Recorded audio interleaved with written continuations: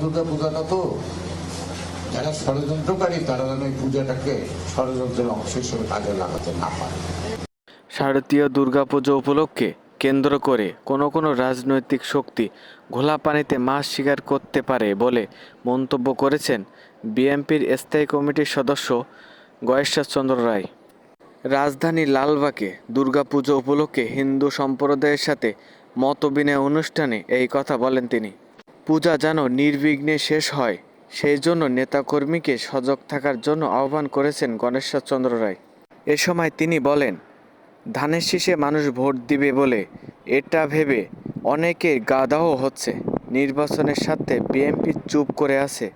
জনগণ চাইলে সুষ্ঠু নির্বাচন আদায় করা সম্ভব। যারা বাংলাদেশ সৃষ্টিতেই বিরোধিতা করছে তারা নির্বাচন ভণ্ডুল করতে চায়। কোনো কারণে নির্বাচন না হলে ফ্যাসিবাদ লাভবান হবে বলে মন্তব্য করেছেন গয়েশ্বরচন্দ্র রায়।